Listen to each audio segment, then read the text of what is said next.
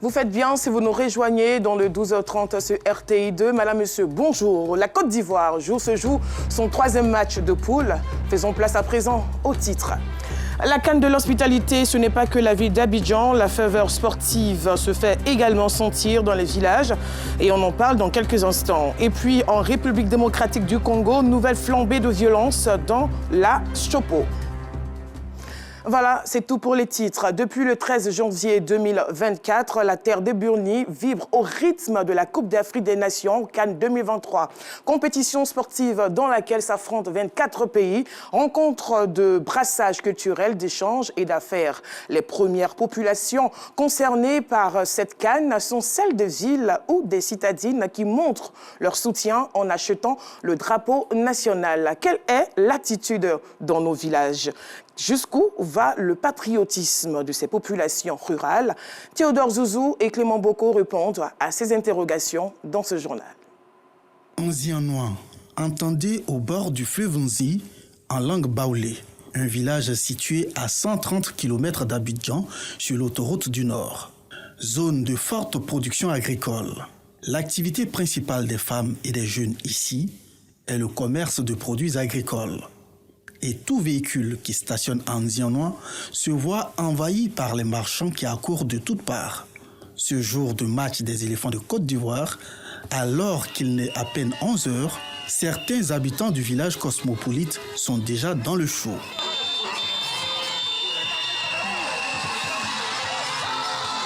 Ce décor déjà planté amène tous ceux qui ont le cœur qui bat pour l'équipe nationale à vouloir se faire une beauté aux couleurs du drapeau national. Ce qui profite à cette coiffeuse qui joue le rôle de la maquilleuse. J'ai pris un peu d'argent pour m'acheter des vernis pour la canne, pour faire des marques, pour avoir un peu d'argent. C'est eux qui demandent parce que c'est un signe qui prouve que nous sommes des Ivoiriens, que nous supportons les éléphants.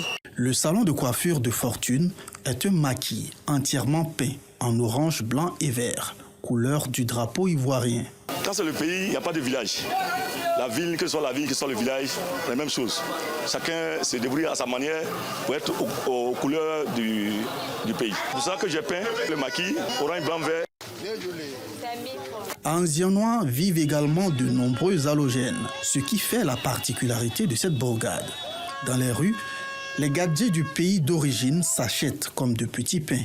Montrer que je suis patriote. En tant qu'Ivoirien, voilà, on doit être fier et puis acheter tout ce que la vendeuse vend, puis l'encourager aussi à partager aussi pour d'autres communautés. C'est un peu cela. La position géographique du village fait que des restaurants tenus par les habitants y sont installés.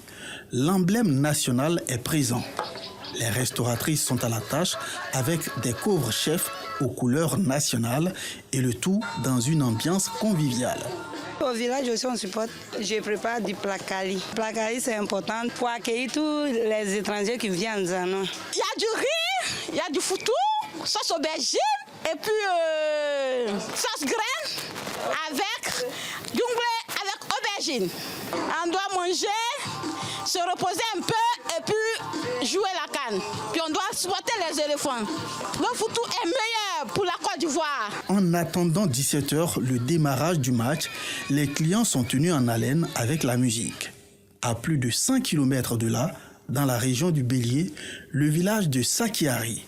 Pratiquement plus d'adultes masculins, encore moins de jeunes garçons dans les rues. La rencontre Côte d'Ivoire-Nigeria a commencé. Jean Delafosse, fils du village, prend le match en cours.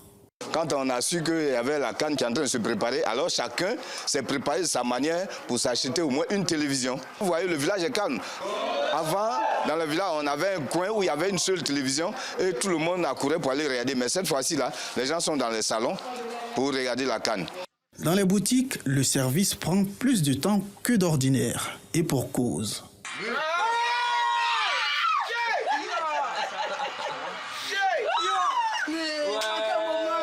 Quant aux femmes, elles sont occupées à terminer le repas du soir. Certaines parmi elles ne peuvent s'empêcher de suivre le match depuis leur cuisine. Le compagnon ici est la radio, contente toujours de bien capter. Je n'ai pas le temps d'aller suivre la télé, c'est pour cela que j'ai allumé ma radio. Quand le ballon arrive comme ça, en tout cas, il n'y a pas de garçons à côté de nous. On se débrouille seul. D'autres femmes, les plus âgées surtout, ne peuvent cacher leur fibre patriotique. Elles se joignent aux hommes pour suivre la télé. Je suis en train de regarder le match avec mes enfants. Il n'y a pas de palabre. On regarde avec tranquillité. Il n'y a pas de palabre entre eux, les grandes personnes.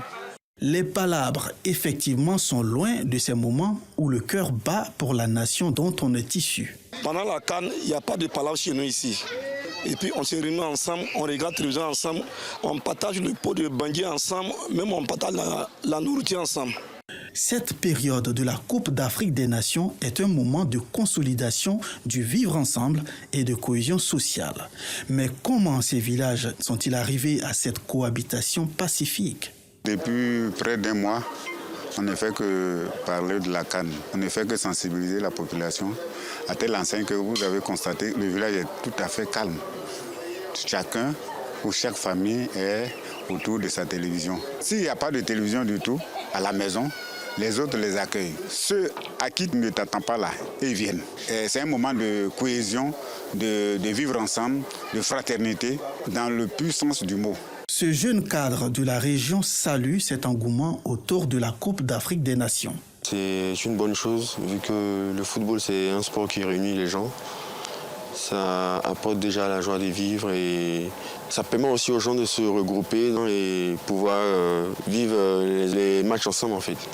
Au niveau des villages, c'est une bonne chose que quelqu'un qui n'ait pas les moyens d'acheter une télé pour pouvoir suivre les matchs arrive à suivre les matchs un voisin.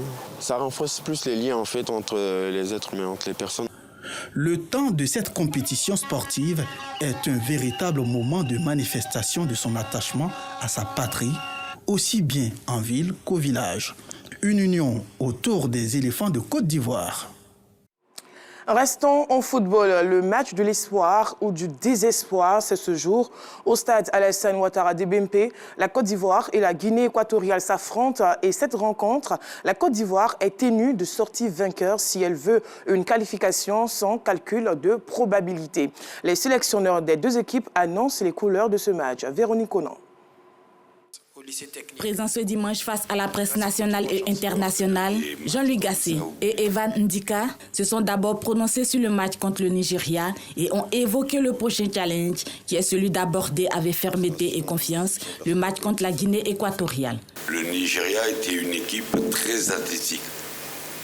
Il n'y a pas que le physique, ils ont des qualités footballistiques avec des joueurs de grand talent.